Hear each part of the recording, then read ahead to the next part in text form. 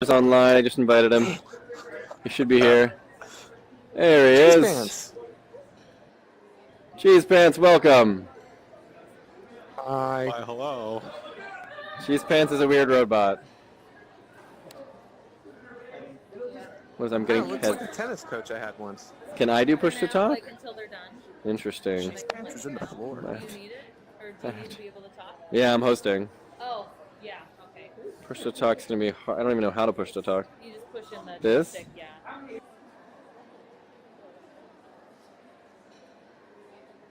Can you guys hear me now? Yep. Yeah? I hear you. Okay, I'm Cheese trying push to Pants. talk. So hopefully I'll just push it when I talk and remember to do that. Thank you. Seems good. Is Tyler with us? Can we hear or Cheese Pants?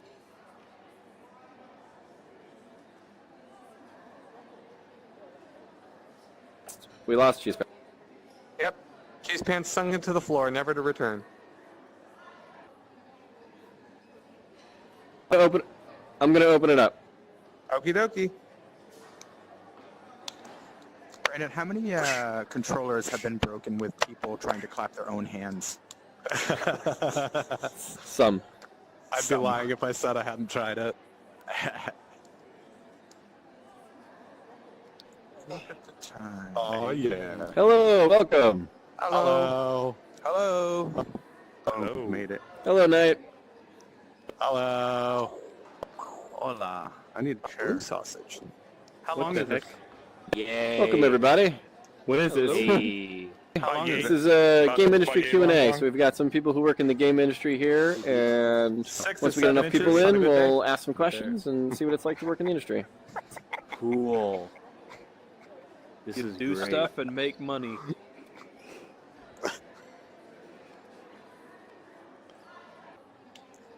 Juggler. This is so That's me. crazy. I love how the devs are never a level 30. Oh boy. I'm getting there. I'm getting there. Right? Well, What? Hello, my. what's it like doing stuff in If VR you now? guys want to know the secrets, there's several of us Oh. that can teach you. Great. Thanks, Knight. I do want you to run a Quest, How to Be Awesome at Quest Q&A at some point. Oh, that's really Yeah, I haven't been playing Quest as much lately, but I'm sure you still remember how to be good at it. my teammates kind of gave out on me, so that never I happened. soloed And then Quest you today, started the both new of one. them. That's true. So once we get a few more people in here, we'll get started. Cool. I didn't exactly read the whole poster. What's going on? No one I'm reads. just watching. Who reads I'm just it? watching what's happening. So What are these this names? is I a don't Q&A know. for people who work in the game industry. So we've got a few folks up here. We might have a few more coming in, and they all have some kind of job working in games, and so we'll hear from them about what they do, and then y'all can ask them questions. Cool. How I much can never see your face dedicated in your- wham should I? We asked them what's like doing stuff in VR. Wham. I'm a dedicated wham. All I see is your mouth. I actually see your What would face. you be doing if Minecraft didn't exist? Mine. Eye tingling. Minecraft. All right, let's go ahead and get started. Things first. I'm on push to talk now, so I gotta remember to use that. If you don't hear me and I seem like I'm talking, just remind me that I'm on push to talk. You use that. So first, let's figure out who is here. If each of the panelists could introduce themselves and then give just a couple sentences about what you do in the industry and what that means. Wait, can you start So with you wanna- house rules first? What kind of house rules?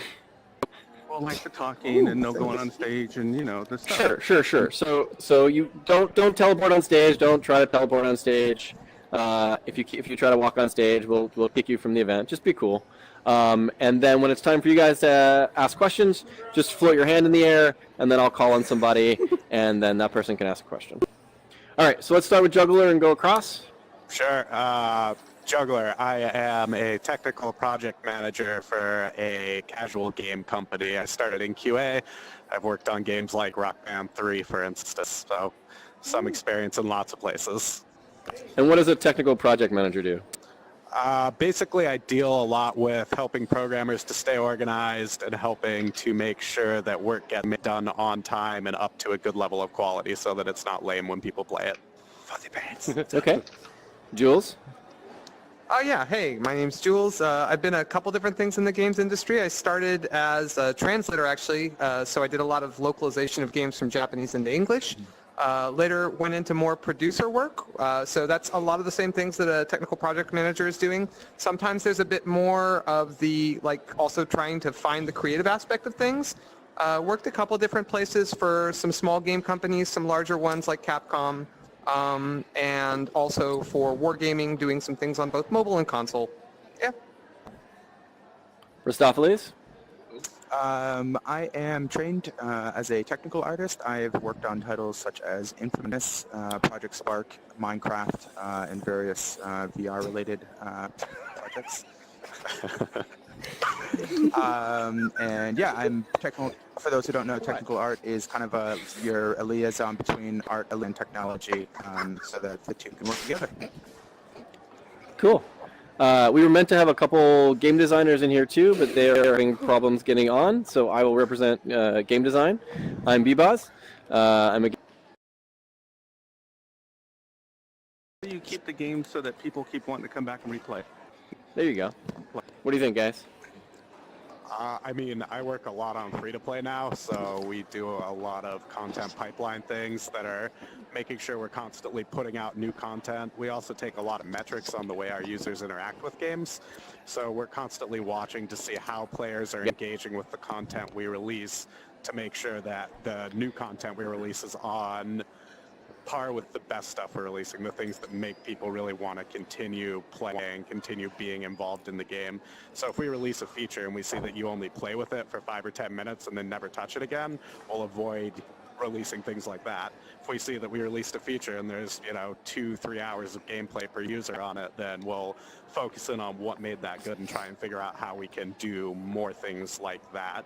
It's maybe not the most creative answer you're looking for, but for my business, we do a lot with data and making sure that we're watching the numbers to see if we're getting it right. Trial and Yeah. Anything to add, Jules, Ristopheles? Yeah, I mean, this is more venturing into game design, which is not my primary foray. But I do think one thing that's important is when you're designing features or gameplay elements of any sort is just sort of making sure that you're building a sandbox that has sort of multiple valid answers to a problem, making it so that things aren't linear in terms of how you solve, and so that players have a way to kind of layer their own choices and their agency, so that there's from the combinatorial explosion of how many different ways you can enjoy the content that you're building. Just making sure that it's not like the kind of experience that's completely linear, because then I think you end up providing quick solutions that ends up making gameplay feel stale in the long run. So thinking about that from the beginning and building a base that's wide and flexible.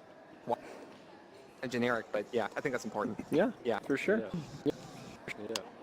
Cheese Pants, you want to come up on stage here? Cheese Pants is one of our other panelists, but he's caught in the crowd right now. For money, cheese. Oh my God. He can't hear us. All right, let's not crowd Cheese Pants, guys. Give him some room. All right, well, Cheese Pants gets his stuff sorted out. Ristopheles, anything to add? I think those are all great answers that these guys gave. I would say as someone who is an independent game developer who doesn't work on free-to-play games, make sure that what you want to work on is actually something that is content related, because a lot of people do want a lot of content and want to spend their time continuing to see what's going to be new and updated. But if that's also not the sort of title you want to make, then kind of follow your bliss there and make the title that you want, even if that's just a few hours long. So in Rec Room, we try to do kind of both those things a little bit. We do come out with content, try to come out with content pretty frequently, new quests, new activities, stuff like that. We also try to fill in that time in between with things like the weekly challenges, leaderboards, keep people engaged over a longer period of time with that kind of stuff. I saw another hand up. Yasha, yeah, what do you got? You went from, was it Magic the Gathering to Gears of War? So I worked on Magic the Gathering. Cheese Pants, who is still trying to figure out his stuff, worked on Gears I of can War. hear you now, but I can't. Oh, that's good. We hear you. Which is We can hear you too. Did you teach Well, him that's about just stage? You are one of the. Cheese Pants on stage. winner, winner. Cheese pads. Good job, Cheese Pants. Chicken dinner. There is no guarantee this is going to stick around. I've been crashing constantly, but I'm here. All right, Yasha, sorry, what was your question? So, like, more on the, I suppose, bigger play side of things. With things like Unreal Engine's Blueprint, would you say there's still a big place for programmers and designers? Cheese Pants, did you hear that? I think so. Is it etiquette? Should I take this? Or no? You don't. You can use it, but you don't need it. It just kind of makes your voice sound like it's coming from a microphone. It doesn't really amplify you very much. Okay. Good luck trying to drop it. Sorry. So you were asking if learning Unreal is good? Is that right? I was asking, well, with blueprints and everything, whether there's still as much as demand as there was for programmers. Yeah, 100%. Blueprints make it a lot easier on designers, but there's the demand for coders is going to go up. I think the question is whether or not you want to be in AAA. I happen to be in AAA, so it's a good place for me. But it is. I don't think you're going to see nearly as many AAA releases per year as you used to see. So that's kind of what I would. The way I would answer that is I don't think blueprints are a threat to engineers. Engineers are always going to have a role for sure. Yeah. Okay. Cheese Pants, while you're talking, you want to tell us what you do and what that means? Sure. Hey, how do I drop this thing? There's a B. What do you Oculus? There you go. I got it. There you go. So I work for the Coalition in Vancouver, which is a Microsoft studio. We are first party. We make Gears of War, and that's all we make. I've been at Microsoft for about 7 years. I've been a game designer for about 15 years. Working with various people on stage, although I don't actually know who some of them are, so maybe I work with them, I don't know. Yeah, and so I'm a game designer. I specialize in systems. I'm a systems designer, not a gameplay designer, not a level designer. What does it mean to be a systems designer? That means I basically do all of the metagame stuff, progression stuff, those kinds of things. I figure out how all the systems work together. But I don't do the moment-to-moment gameplay. Like, if you're doing a shooter game, I don't figure out how the aiming works and all that stuff. I do everything around it. Okay. So in Gears of War in particular, what did you do in that game? On Gears of War 4, I did all of the metagame. I did everything that was... I was a player retention specialist, so the idea was to keep you engaged with the game as long as you could, as we could, as long as we could keep you there. So I did all of the progression. I did all the cards and pack systems. I did all of the a bunch of stuff around Horde and the skill systems. Yep. So that was so that's what I did in Gears of War 4. Cool. What other questions people have? I see a hand over here. Helga? How difficult is getting games to cross-platform and stuff? Is it really that difficult? Is it difficult to make games across platforms? Yeah. Who wants to take that one? I do a lot of work with cross-platform stuff. The answer, in short, is yes. It really is that difficult. Some of the time, I mean, it depends. It's not politics. It's about dealing in different types of game engines, different types of systems, and you're trying to adapt for all of them. So even if we just deal in something like a single mobile device, we could talk about cross-platform in the context of different login mechanisms. So like being able to use Facebook as well as G+ or something. And that right there is really difficult. And you're just on one device. When you start dealing in numerous different device types, it gets more complicated. You have to worry about how your backend's going to be set up, where you're going to store everything, making sure the data is going to play nicely between them. It gets infinitely more complex as you get to more and more platforms. So that being said, it's a solvable problem, and it's something I think we'll consistently see more of. But it's not as trivial as you might initially think to do that sort of thing. Anything to add, guys? That's pretty solid to me. Okay. Yeah, that's good. Yeah, I mean, on the Windows platform, right? We shipped on Xbox One and Windows at the same time, which was an incredibly difficult feat, but we managed to do it. Some platforms are easier than others. Mobile devices are totally different, so it is very, very challenging to do. I would agree. Yeah. All right. Other questions? R-Star? Hi. Yeah. Hi. Sorry. Rustophiles, is that it? That's right. Yes. You were the technical artist of the group, right? Yep. I just wanted to ask, in terms of artistry in like the games industry or any like commercial industry, what would you consider a helpful piece of advice for like getting your foot in the door and that sort of thing? Sure. So like professionally, you're trying to, put together a resume and a portfolio. And Right, your right. first job. So, I mean, I think a few different things. Again, I think you should have a good idea about the sort of job that you want and the environment that you want to work in. A lot of people get their first job as a generalist, and a lot of those people have kind of rounded skill sets, whether that's with character rigging or environment art or character art. You can do a little bit of everything. That's how I got into the industry. I was trained as a character rigger, but knew a lot about mouse scripting and Python and how environments are constructed. And just grew in a very specific direction over the course of time. But I would say kind of explore different disciplines and see what you're good at and try to solve problems that interest you, because that'll drive your education further. And then, obviously I think try to connect with as many people online and make sure that you have the right places to ask for help. I would love to hear from each of the panelists about how they got their start and how they would recommend other people starting. Okay. Jules, yeah. Sure. Well, mine's kind of an atypical one. I was a law student following up on some work, kind of getting ready to go to law school in Japan, and needed a way to pay my bills, and so I started translating video games on the side for companies from Japanese to English. And I realized I liked it better than what I was doing, and happened to, at the right time, right place, getting pulled into doing it professionally, and kind of just step by step got closer and closer to development over the years. So it's sort of an atypical thing, but find something that you're really passionate about that sits on the periphery, and you can work your way in from any angle. So that was me. That's a good answer. I like that one. Juggler? I got a degree in creative writing because I was going to grow up to be a writer, and then I made the stupid decision of deciding I was going to play video games for a living, so I went into QA. Pro tip, don't do that.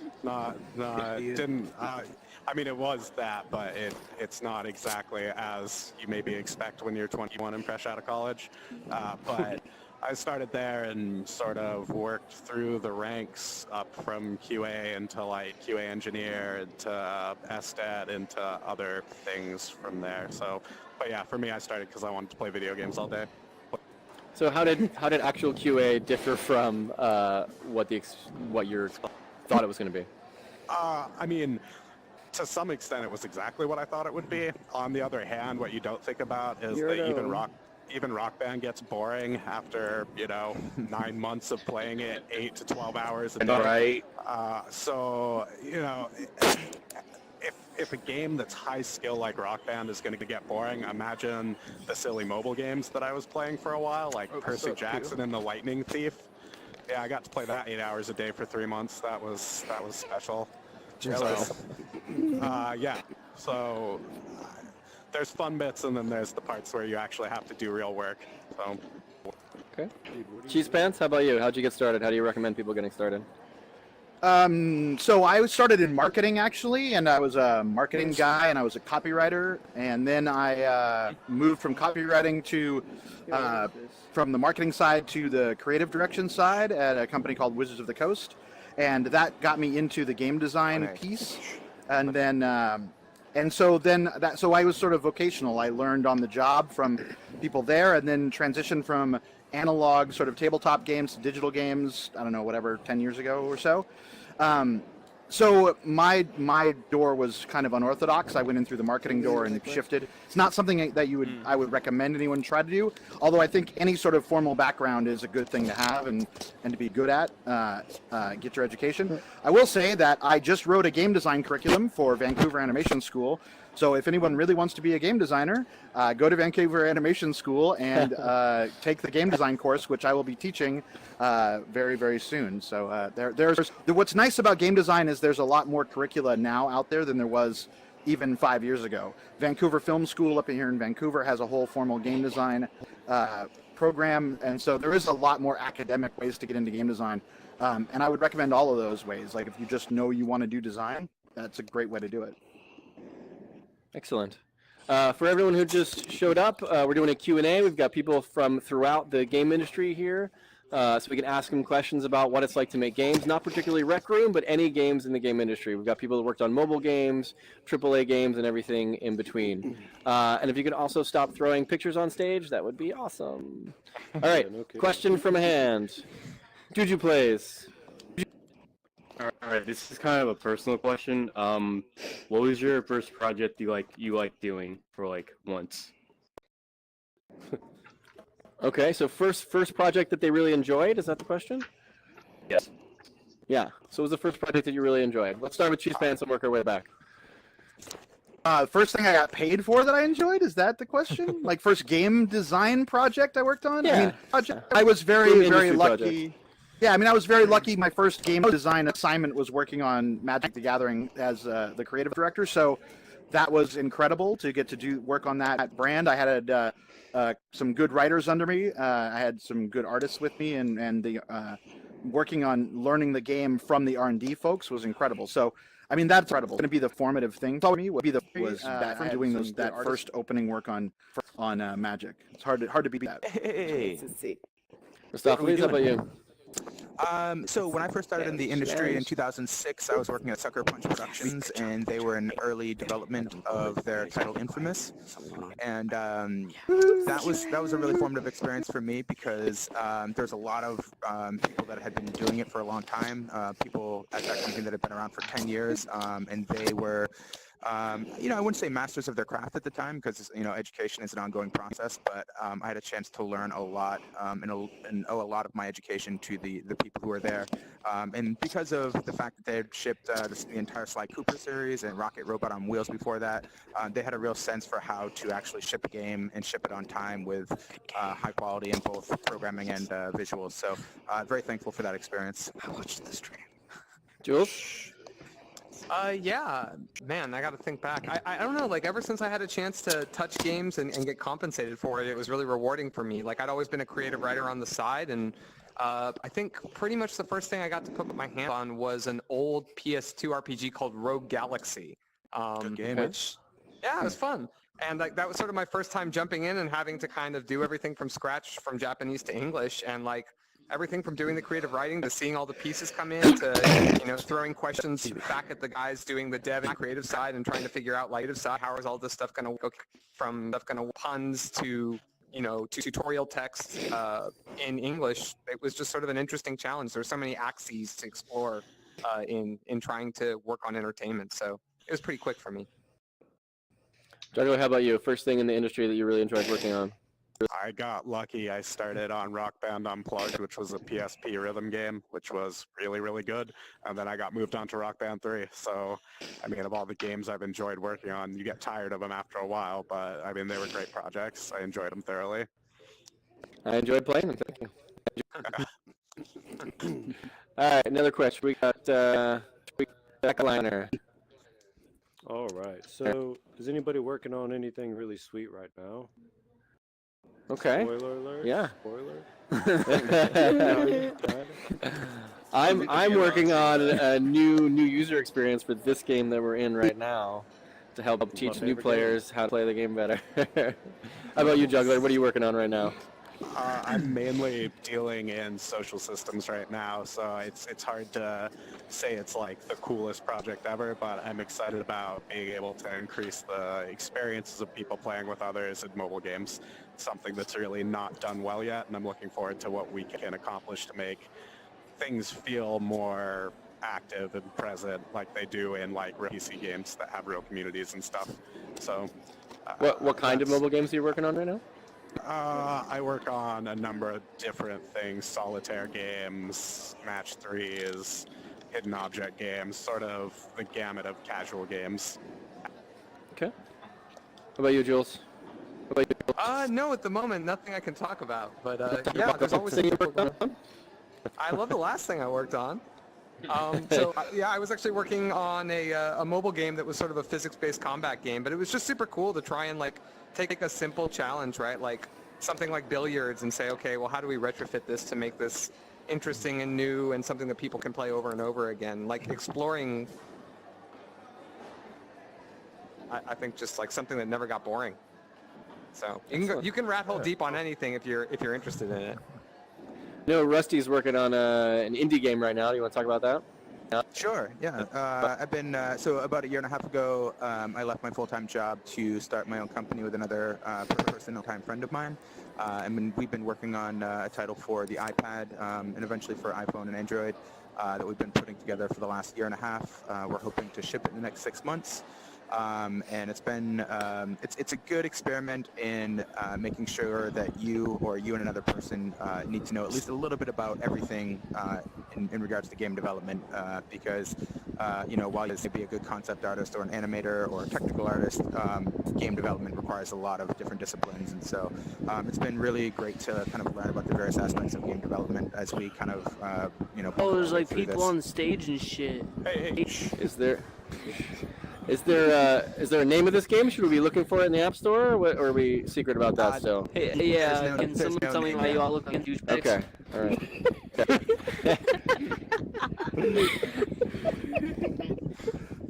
How about you, Cheese Pants? Can you talk about what you're working on now? I definitely cannot talk about what I'm working on at my real job, but I can talk about a really sweet card game I just made that's about pro wrestling that I'm very excited about. Yeah, let's talk about that. Actually, there's not much to say. It's just I made a sweet card game about pro wrestling that I'm really excited about. Awesome. What I tend to do is I tend to design a lot of tabletop games in my spare time because that's kind of the way I learned how to make games. Because in my normal life, I'm working on digital games all the time, so that's what I can't. That's sort of how I, keep myself occupied. Alan CNET, I think you're windy right now. Can you not be windy? Oh, that's Yeah, sorry. Is that? Thank Thank you. outside. That's better. It's cold out there. VR in a wind tunnel. Yeah. So, Cheese Pants, are there any tabletop games out there that you made that we should be looking for? Oh, sure. Not really. I mean, if you could pick up an old copy of a game called Oshi, O-S-H-I, that's an old board game that I had published, WizKids published a while ago. Arcane Legions was a miniatures game I did with Jordan Weissman a long time ago. I don't think there's anything I've made that's gotten published recently in the last 7 years. But maybe in the future there'll be a pro wrestling card game that we should hunt down. Probably not, but it might. Can we show moves? Yeah, no, I wouldn't even know how to start. Here, come here, I'll body slam. There you go. All right, we got a question from Sparky here. Sparky, what's your question? Okay, so I got a quick question, for Cheese, because you worked on Gears of War, right? That's you? Mm-hmm. Okay, so first for B, are you gonna add a clapping feature? Because even you're clapping. It would be nice, right? Problem is when I clap, I tend to smash my controllers together. Well, I mean, you could do that, I guess. I'd love to have a way for the audience to positively respond. You could use the emotes, yeah. Sometimes go like this. Like that. Well, high five the person next to me. Come towards each other What was that? to continue and clap. You just go like that and they just... So just do that and we'll finish it for you? Okay. Just finishes it. Okay. I see the that one, yeah. Okay. All right, question for Cheese, yeah. Have you ever conditioning AI so that you're doing that make you consistently stand in time behind my sync behind the AI adapts to counter that? And you ever... Sure. Yeah, we adaptive AI and machine learning is something that that always comes up when you're doing the sort of Twitch-based games that we do. The AI is sort of split into a variety of different chunks, right? There's the individual AI for the units and how they behave, which makes each of them unique in their own way. So in our game, wretches are these little creatures that scramble along the ground and come and melee attack you. Whereas a boomer is a big boomer guy who doesn't care about anything. He just stomps forward and shoots big rockets at you. There's individual behaviors, and then there's the encounter itself, which, depending on the sophistication of the system, it may be aware of how high your health is, or how well you're doing, or where you are in the level.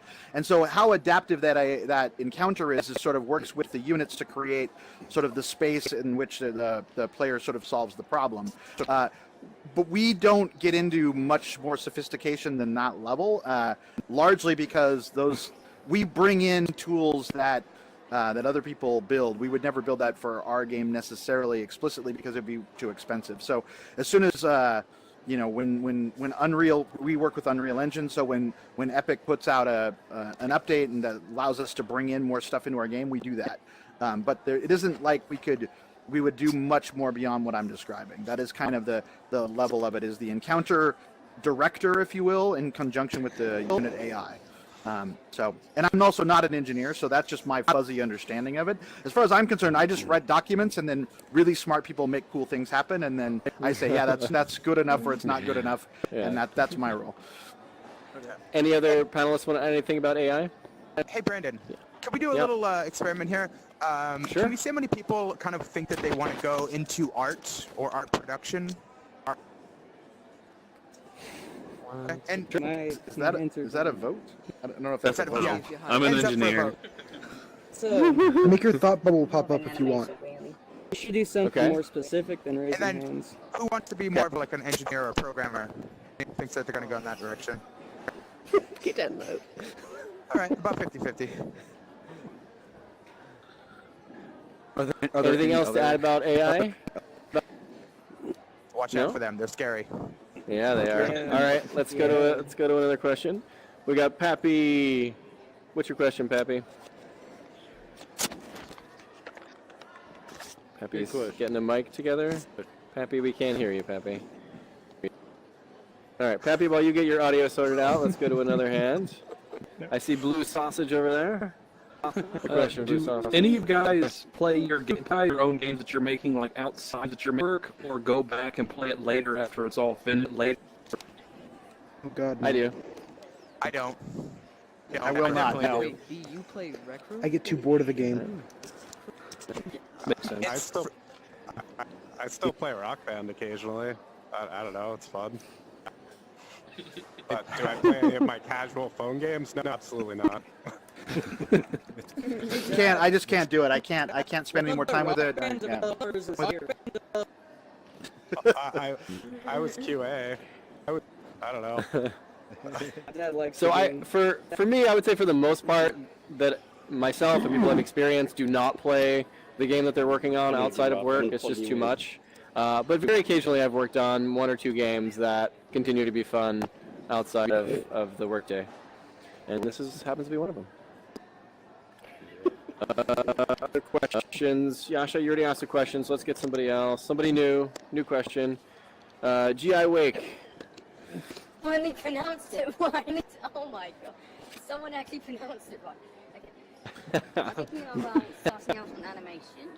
Should I self-learn or take a degree? Share.com. So I'd like to share a little bit of an interesting story with you. When I was growing up, and to one point that I went to college, I thought that the only thing that I knew about in the games industry was being an animator. And I spent 4 years in college trying to be one, trying to get into classes, and I couldn't. And then in my final year of college, I actually got the opportunity to do so, and I realized that I absolutely hated it. So I would suggest actually trying to find something that you're really interested in online and practice that to see if you can find daily enjoyment in it before you contribute, a ton of money to an institution to learn. I would definitely second that. Like, learning the technical skills component or whatever it is that goes along that helps what you think that your part of the industry is great. But there's no substitute for making something and actually just kind of hopping in, like, especially when the stakes are low, right? You can fail, you can learn to self-learn, and all those things are going to be super important whether or not you end up in the original discipline that you thought you were going to dive into. Yeah. Alan CNET, what do you got? Yeah, first I just want to add, Skillshare.com is a really great place for learning animation and game development and all that jazz. I was wondering if you guys ever enjoy exploiting the bugs in your own game before they get fixed. Oh yes, I spent a little bit of time at one point playing a very early version of an iteration of Smash Brothers, and I don't know if anyone here has played a bunch of it, but like pretty much every single iteration has bugs that turn into meta gameplay, whether intentional or not. And like obviously not everything that starts that way stays in, but like being able to see how your own rule sets end up breaking themselves and what comes out of that, even if it gets fixed or not, is pretty cool. So. Jules, do you have an sure. example of something that started out as a bug and ended up as gameplay? Yeah, I mean, I think one of the things that the community kind of picked up and run with, like I wasn't affiliated with this at all, but I mean, you can see a really easy example of this if you look at, say, like old school, Melee Smash, like the GameCube version of Smash, right? There's a bunch of weird physics things you can do in terms of pressing yourselves into the geometry to make yourself move faster, or do forward moving attacks while sliding backwards, and all of this stuff has become sort of canon if you want to be a top level player now in the competitive scene, right? So that started, I'm sure, as just sort of I assume something that was a little bit quirky in the physics engine, but players picked up and ran with it, and now like if you want to be competitive, you have to be able to do all that stuff.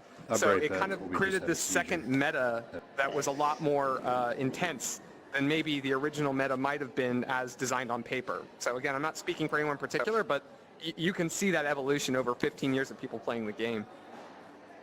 Other stories of panelists enjoying the quirks of their games or the exploits in their games? I mean, I can still get the best scores on Rock Band Unplugged because of a bug we never fixed, so I think it's way more fun when we release games that have big game-breaking bugs that we know about. But yeah, I mean, I think anybody in QA is constantly going to be interested to be like, no, seriously, check out this sweet bug that I know how to do. Like, that's part of the fun of being in QA in particular, is being able to find things that are broken and show them off, make funny things happen. All right. A question from someone who hasn't asked a question yet. Jackie Yang, you have a question? All right, I was just adjusting my... All right. Who else? Keyboard Willie, I don't think we've heard from you yet. How's it going? Great. I was wondering a little bit about itself, as well as just sort of a general comparison. I'm wondering about the engine and the network implementation, how Rec Room is built, and how these users are gathered into a space compared to running your own local server, or whether you guys are running infrastructure, whether the rooms are running on different networks, how that's combined, and then Keyboard Willie, I have no idea. Going further, I'm wondering if there's a big difference between Unreal and Unity's capabilities or ease of implementation. Can anyone on the panel speak to that? We have no engineers on the panel, so I don't know if anyone I can can speak to speak that. in vague terms about the two engines because I've used them both, but not as an engineer. Yep. From a design good. standpoint, Unity is a way easier starting point. There's way better tutorials. There's way easier to learn. Having worked in both as a designer, not as an engineer, the scripting that you can do in Unity is a lot easier. Unreal is a monster, and it's great for doing certain things really well, but it's not as broad as Unity is. So if you were thinking about what engine to start with, my recommendation would be to start with Unity. But that is as a non-engineer is talking to you. I have been an engineer, and I have engineers on my team, and I agree 100%. Unity is the place to start. Unreal is really cool for certain kinds of 3D projects that you want to do, but Unity is going to be more broad, and it also allows you to release to more platforms more quickly. So say you did a project in Unity and you did want to release it at the end of the time, you'd be able to release it more easily to a broader range of platforms. So Unreal, I think, is what I would do if I had a very particular plan that I knew I needed Unreal for. If I was just generally interested, I'd always be on Unity. Yeah, it seems like Unreal's strength is really in graphics compared to the capabilities of Unity and the community that it has. Thank you. I think Unity can do a lot of the things Unreal can as well, but they're just strong in different ways. Sure. No. And Keyboard Willie, if you specifically want to know more stuff about Rec Room, you can reach out to us on Reddit or Discord, and I'll put you in touch with the right people that can answer your questions. Thanks, I appreciate that. Yep. All right, let's see. Robert, you haven't asked anything yet? Yeah, I have a quick question. Because I work out of town most of the time and I don't have a cable connection for my internet, bringing my VR system with me is probably going to be highly unlikely. Is there a way that we could bring games like paintball and rec room with us and play against an AI whenever we can't get in an environment where I can play against other people. Are you saying like outside of VR, you want to play some subset of No, still Rec Room? using my VR system, just Okay. not connected to the internet. mode. I see. Like offline mode. The offline version. Yeah, we don't have any plans to do an offline version right now. We think community and social interaction is like core to what Rec Room is. So most of our efforts are pointed at that. So go ahead, what were you saying? Yeah, I just thought, not everybody has to be out of town like I do. Yep. Can't get on the internet with enough broadband to operate my my computer with. I appreciate that you want to play even when you're out of town. That's good to hear. Other questions? Pappy, somebody new. Matt, we haven't heard from Matt yet. Mine's kind of basic. It's just for you. How do you like trigger the thumbs up? Because I always I can never figure it out. So put your hand straight out like Hold this, and then grip, and then just hold it. There you go. Wow, that's great. That's it. Thanks. Yeah, no worries. Other questions? New players? New people? Not new players. New people haven't asked. Yeah, Rayborn, what do you got? All right. So I'm someone who's already on a career path in science, but like programming has always been a hobby of mine. I taught myself Unity to an extent. Like it is really easy to learn.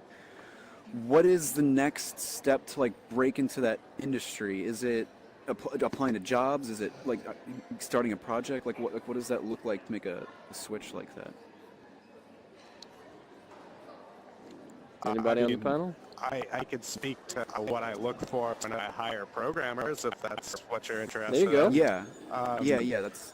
I mean, a computer science degree is really the thing that's going to be the easiest way in. Outside of that, you're going to need to make a project and be able to say, well, I've done this. Because, like, for any larger, at least any larger company, if they see that you're cooking in with no computer science degree and no project you can point to, you're not even going to get into an interview. They're going to look at that and be like, we don't know what to do with this if you have no professional experience. So I would say that the next step is probably to start making something that you can point to, so that when people are like, okay, you have no experience, you can be like, well, no, check it out. I made this thing. I agree with that. What else do you guys have to add? Yeah, I mean, I would say along the same lines, right? Like being able to point to something that you've built, but also that gives you a lot of talking points in terms of the challenges that you had along the way in solving the problems that let you build solving. I think that's super important. So mostly what Juggler is saying, right? But it's going to give you talking points along the way. So if you do go down the route of building something for yourself, really think about the problems that you ended up solving while you were building it, because that's going to be part of the education that you're kind of demonstrating to people in an interview. And I would look at building something and shipping it too. So putting it on the iOS store or on Steam or whatever platform you think you want to get on. But the process of making something public so that players can get access to it, that's a huge part of the learning cycle, in my opinion.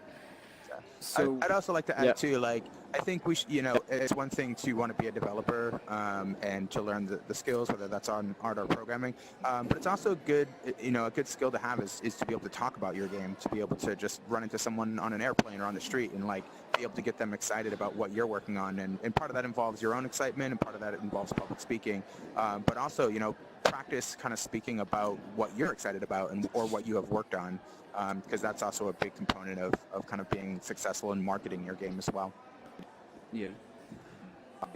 Another quick follow-up question. So, would getting like a graduate degree, like if I went to grad school for computer science, because I've taken like some, like I took some computer science and programming in college, but it wasn't my major. Is a graduate degree enough to kind of, or excuse me, and what masters would be the best going into gaming? Is that a possible way to do it? I don't hire engineers. I don't know that. Have any of us hired engineers? Sounds like Juggler that you have. Yeah, I have. Jules, yeah. I know that when I'm hiring people, I'm not necessarily looking for graduate degrees. Like, it's a bonus for me when I'm hiring people, but I would look for undergrad plus experience in the industry. But I haven't hired engineers, so maybe someone that's hired engineers can speak more to that. I mean, my guess would be that the easiest route forward for you would be to just go get a CS degree. You've already completed all of the like annoying side parts of it, and you said math degree, I think, or a science degree. You've probably already completed a lot of the classes you need to take. So I would probably, as opposed to trying to get a graduate, I would just go back and get a second major in computer science. Because if I were to see you come in with a master's degree in some sort of computer science and you're in science before, I'd be concerned When you're about hiring lots of engineers, do you look things. for a graduate degree? Okay. Yeah, that's really helpful. So looking at an undergrad versus a master's first. That's probably what I would do, and then if you really dig it, and you could go back and look into a master's of computer science of some form or another, right? But I would start undergraduate. That's going to get you in the door for 90% of jobs. Cool, that's really helpful. Yeah, masters would probably indicate to an employer potentially that you are more interested in academic and research than actual production. Just from my point of view, that's what I would think. Yeah, for me, I think it's icing on the cake. Like, it's not going to hurt you, but I think it's secondary to getting experience in undergrad. All right, anyone new? If not, we'll go to... Oh, yeah. Good luck. You in the back there with the cowboy hat on. 13. So most of you guys have been in the industry for a little while, and in the last 5 years, technology, especially for gaming, is just grown by leaps and bounds. I mean, it's just amazing how fast and how amazing everything's going. But you, as in the gaming industry, what is your vision? What do you guys see in the next 5 years coming from gaming? Great question. Cheese Pants, why don't you start? I think there are sort of two horizons that I see. One is obviously the modalities that are sort of created by virtual experiences and augmented reality experiences. Microsoft, we talk about mixed reality is sort of the Microsoft branded term for it. That's a near-term horizon that I think is going to shake out, and we'll figure out what the sticky play patterns are that people can't get enough of, and those things will happen. The second horizon that I think is super interesting, that is like for computing, but the application, if like games tend to drive technology, is brain-computer interface. That is like, if you kind of start to look at what's happening, what the 10-year horizon is, the ability for the computer network to directly understand what your brain pulses are is already out there. It's just the technology needs to be refined and put out there. So the kind of experiences that I want to design or that connect people together in really interesting ways, sort of, those are the two technologies that really, really are intriguing to me. One is the mixed reality, whether it be VR or AR. The second is brain-computer interface. I think that those things are going to change the way that we interact in games will be a part of that. Christopheles, how about you? Thoughts on what the horizons are? I think those are both right, and I think that we're going to see improvements in both of those areas. I think the big one, and you alluded to this earlier in your first statement, is AR. I think for a lot of people in the gaming community and in the VR community, there's a lot of excitement because of games like Rec Room and other games that are supporting VR. But it's my opinion that I think that we're actually going to see a rise in the next 5 years. We're going to see a rise in AR because I think people will find that they don't want to be in VR all the time. They want to use that as an entertainment escape or getaway or education resource, but they're also going to want to hang out with their friends or maybe raise their children. And so you're going to see the ubiquitous nature of things like our telephones that are in our pocket. We're going to see a lot more AR kind of emerge in that space. So I'd say look out for that in the near future. Jules? Yeah, I mean, mine's a little more near term. It's not so much focused on the technology, but sort of the infrastructure we've built up over the last 5 to 10 years. And I think one really big trend that's been panning out already is that, games as a concept, sort of as an open sandbox, less intentional design, but more seeing the people who play the games start to shape the games, like whether that's through mods or add-on modes or the ability to plug in your own content. Like, this is something that's already very much alive and well on services like Steam. And more games are being built with that architecture sort of intentionally in place from the beginning so that, people build the spine of a game, but then the player base is really the one who's taking it and bringing it forward and sort of exploring the walls of the entire sort of game space built within that sandbox. So, I think that's been enabled from everything from tools like Unity to sort of open APIs for people to play with and kind of make games their own. And I think that that's something that's going to continue to just sort of explode. Yeah, that's the big one for me. I don't think it even takes 10 years. Like we're already in the thick of that. It's certainly directionally we're headed with Rec Room. We just, as many of you know, like we just put the sandbox machine in, the maker pen. The idea is to push more and more of the creation into the players and let you guys, decide where the game goes next. Juggler? I think we're going to see even more proliferation of people trying to make esports games. And we're already seeing an explosion of people that want to make the next big esports. We're going to see more of that over the next 5 years. More people trying to get that next big thing that they can push to the top of the Twitch.television, right? That's what we're going to be seeing a lot of pandering to that. Secondary to that, I hope we see the death of free-to-play in general. That would make me very happy. from a guy who's working on free-to-play. I think there's lots of great ways to do free-to-play like mechanics, but I think that at its core, free-to-play can be incredibly vicious. It can be very much about taking advantage of people, so I hope that we'll at least see free-to-play go to more appropriate ways of trying to get monies. So. I got a fist bump there. Uh-huh. For people that just joined, we're in a Q&A with some folks that work in the game industry, all different platforms and jobs in the industry. So if you have a question, just raise your hand, and I'll see if I can get a question from a new person. If not, we'll go back to Knight. Do you have a question? Yes, I do. So I've never really played around with programming much or game design. However, I have worked with CAD, computer-aided design. How essential is that to actually making a video game such as Rec Room, and how does that compare to other positions? Christopheles, you want to take that? So you're asking, just to clarify, you're asking about the use of software like CAD or Maya or Blender. Like, how important are those software applications to game development? Well, in general, the production of STL files / computer-aided design.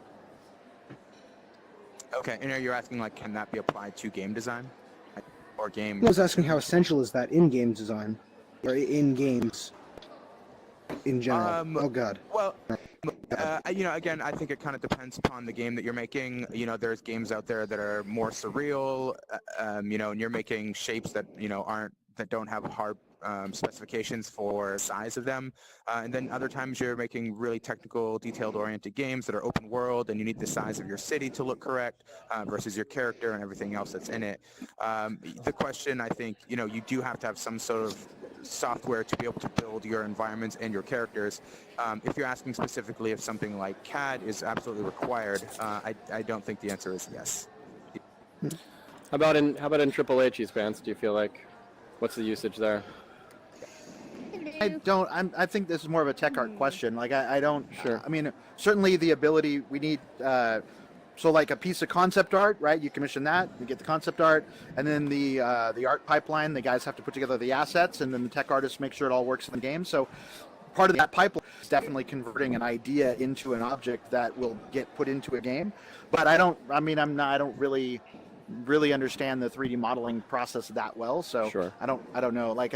That's not. Yeah, it's more of a tech art question. Okay. Yeah, I think like the details there, like you don't need to have like the technical details that you would see in like a really intensive CAD program. I think you just kind of got to make sure that things are relative to one another, and there's tools inside of existing software applications that will allow you to make sure that you're making good decisions when you're kind of putting all good stuff together. Yeah. Does that get at what you were asking, Nate? May I actually take this opportunity to diss how terrible Rec Room's CAD is? What are you going to diss? Thank you. It's all terrible. What would you... 3D models and 3D modeling rather than CAD specifically, yeah? Like specifically these are high-performance our models. avatars right here? Yeah. This is exactly what I look like in the real world, Nate. I can tell. Touch Your Toes doesn't even have toes.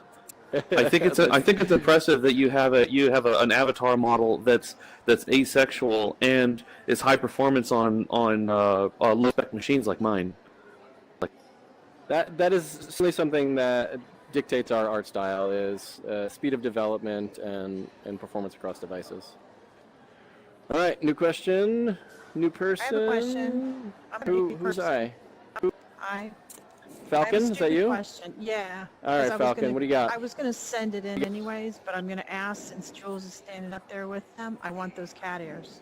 So I've been asking everybody, where do I get the cat ears? And I heard that they're new. I mean, from the beginning of the game. So They who do I so need you to get them out of packages like you get any other objects in the game. Okay, so they're still there's nothing available. specific. Yeah, they're still available. Okay. Nothing specific you need to do to get them.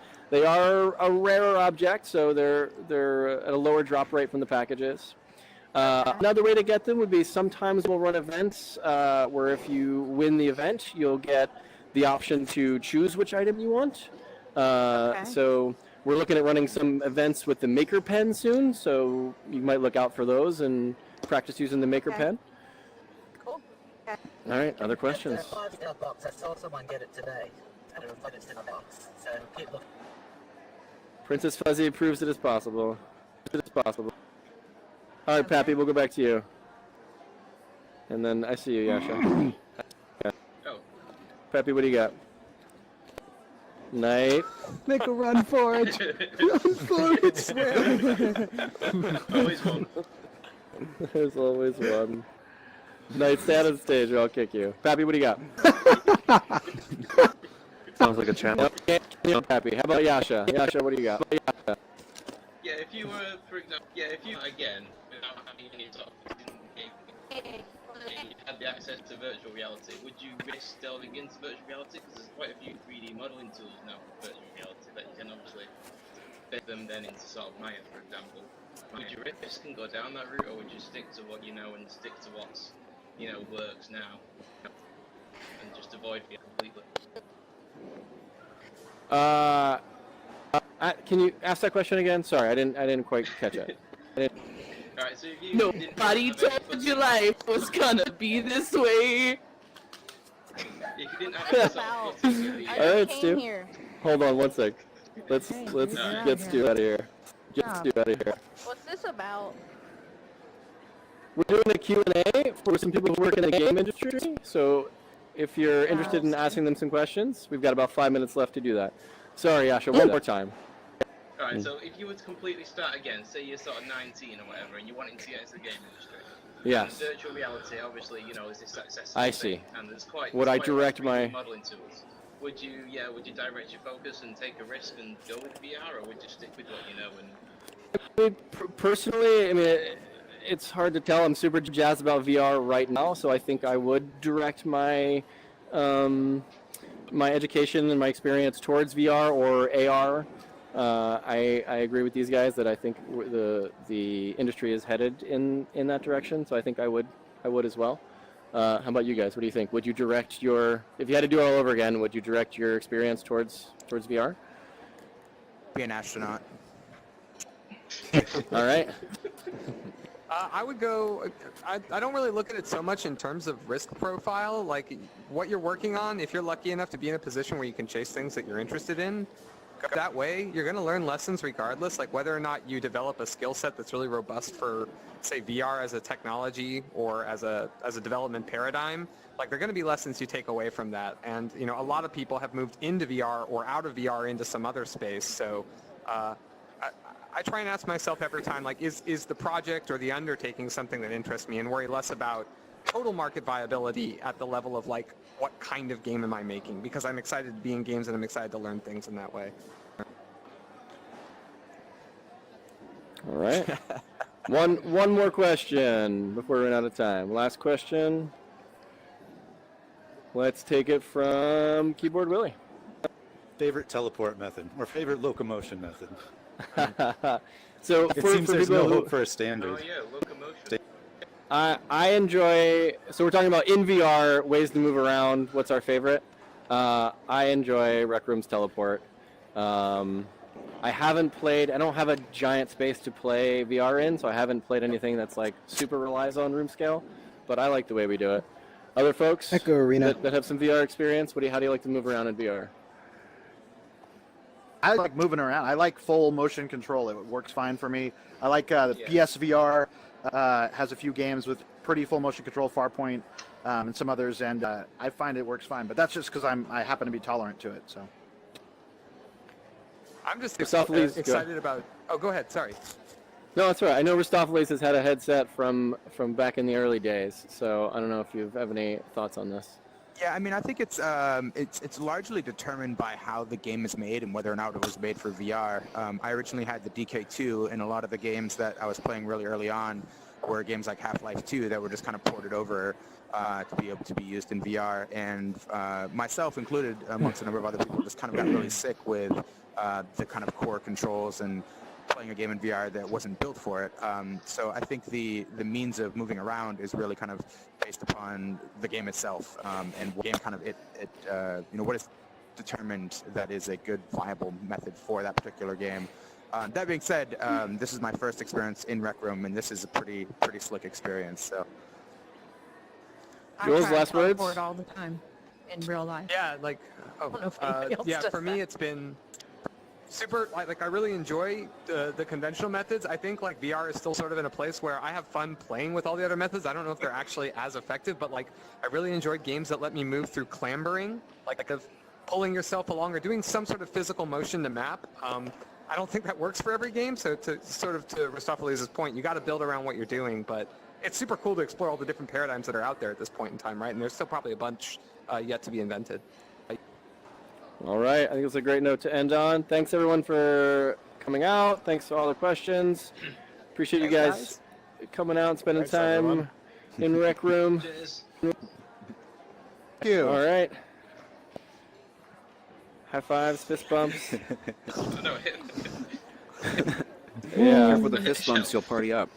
They can take High fives have a mechanical effect, so if you want to interact with the audience, high fives probably the way to do it.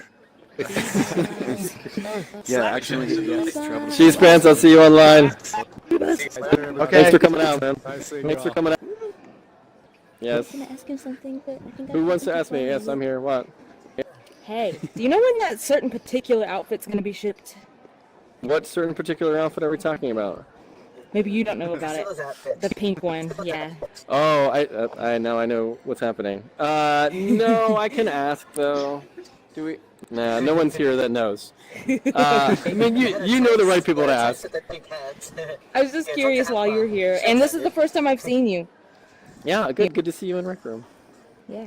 I saw your art. I really enjoy your art. Thank you. Your Rec Room stuff and your other stuff. I enjoy all you guys' art. Well, thank you. All right, I'm gonna go meet these guys in the real world. I'll see all you guys around in Rec Room. Or wherever I see you. Gotcha.